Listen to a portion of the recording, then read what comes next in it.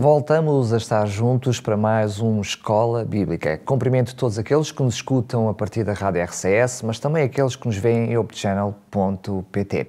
Mas, como é claro, cumprimento de uma forma muito especial a pastora Milu Cordeiro, que está comigo aqui no estúdio. Milu, mais uma vez, bem-vinda. Mais uma vez, pela graça de Deus, obrigada, sempre pelas boas-vindas, e sejam bem-vindos também todos os nossos ouvintes e todos os nossos telespectadores.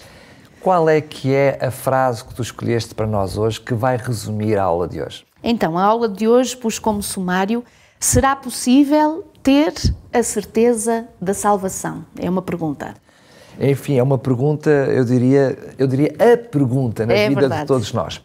Para nos ajudar a responder a essa pergunta, tu selecionaste um texto bíblico que se encontra no livro de Joel, no capítulo 2 e versículo 32, que diz o seguinte, e passo a ler: E acontecerá que todo aquele que invocar o nome do Senhor será salvo.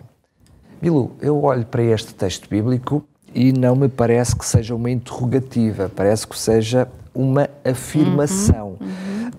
Como acho que Deus não se engana, a pergunta que te faço é: ter a certeza que estamos salvos é uma questão de fé ou é uma questão de presunção? Eu sei que talvez com apenas 10 minutos seja difícil de uma forma integral responder a esta pergunta. Mas vamos tentar fazer o nosso melhor. Se a questão da salvação é fé ou presunção, eu se calhar responderia que pode ser as duas coisas, mas nós esperemos que seja fé. Porquê? Tudo vai depender onde é que nós temos os nossos olhos fixos, em quem nós temos os nossos olhos fixos. Esta questão de salvação, estou como Martinho Lutero numa das frases muito conhecidas que ele tinha, quando dizia que quando eu olho para mim mesmo não sei como é que eu me hei de salvar, mas quando eu olho para Jesus Cristo também não sei como é que me hei de perder. Então a questão é onde temos os olhos. Exatamente, ou seja, esta questão de fé ou de presunção. Se nós olharmos para nós mesmos, é verdade que em nós não temos mérito, não há em nós, por maiores e melhores obras que nós possamos fazer, o direito de realmente termos acesso à salvação. Mesmo que fosse uma vida inteira doando, dando, se entregando, nas nossas próprias forças e na nossa própria obra, isso não seria suficiente para a salvação. Mas quando nós percebemos, e agora lá vem a questão do grande plano de salvação, percebemos que houve alguém justo que não merecia a morte, que realmente se doou para morrer por cada um de nós, e a sua justiça nos é imputada, é em nós colocada, para dizer, e para Deus o Pai olhando para nós dizer: está justificado, está justo, está limpo. Está limpo porquê? É a tal questão, não é por nós, mas porque Cristo nos deu as suas vestes. Então, como Martinho Lutero diz, quando olhamos para Jesus, realmente a gente não tem como perder-se, porque é Jesus que nos justifica e é Ele que nos salva. Agora, com certeza que tem que haver uma humildade no nosso dia-a-dia, porque ao contrário daquilo que alguns também possam pensar, não quer dizer que uma vez salvo, salvo para sempre.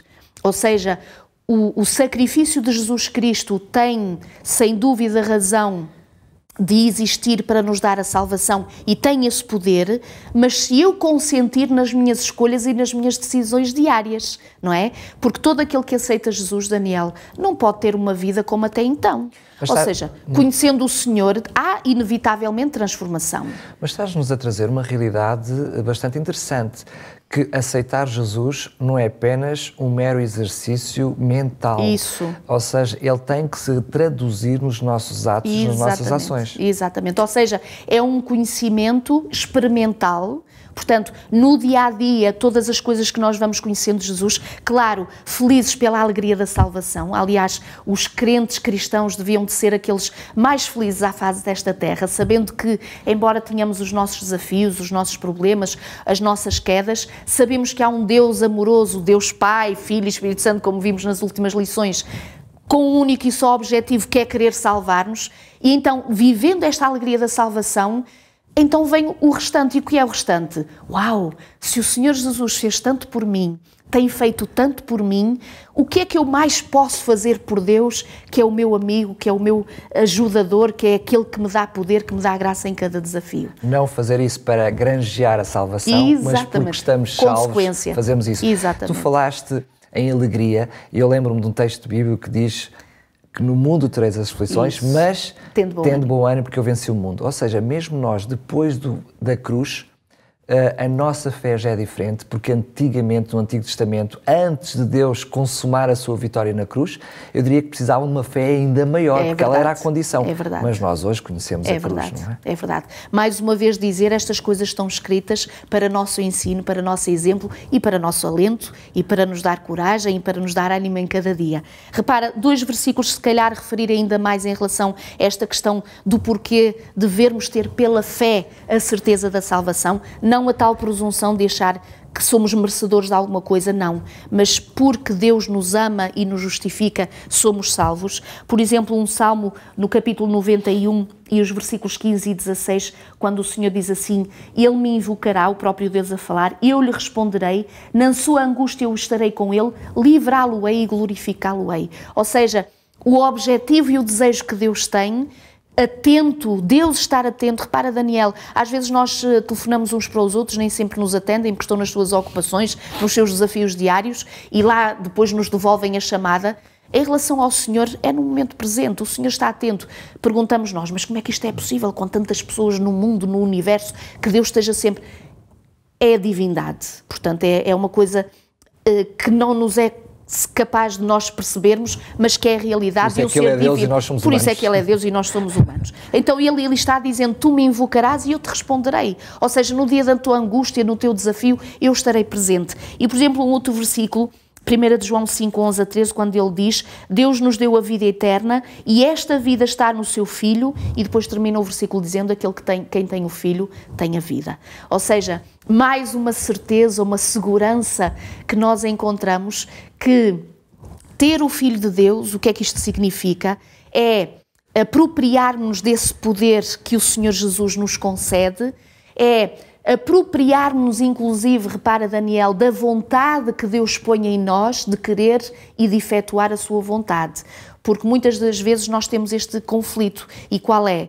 Sabemos qual é a vontade de Deus, mas depois temos a nossa vontade. E como nós vimos aqui numas lições atrasadas, é que nem sempre só o conhecimento é suficiente.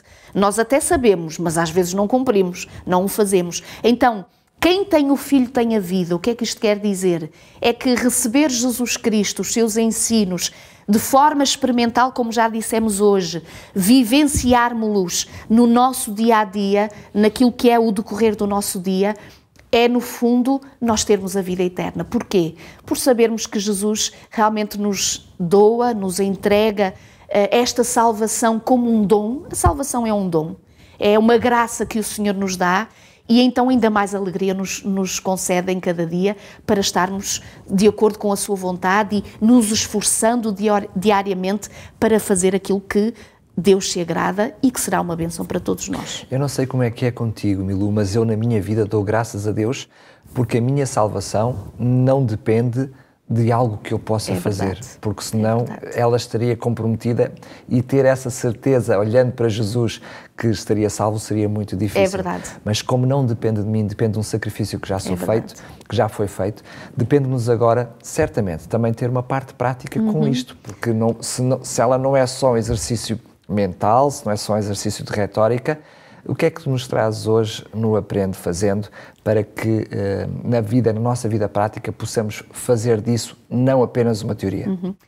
Como dizias, e é verdade, a salvação em si não depende das nossas forças, do nosso esforço, da nossa dedicação, porque é um dom, é uma graça que Deus nos concede. Imagine uma caixinha, um presente, mas vai depender alguma coisa de nós. É abrir esse presente, é ver o que é que esse presente tem para nos entregar na nossa vida.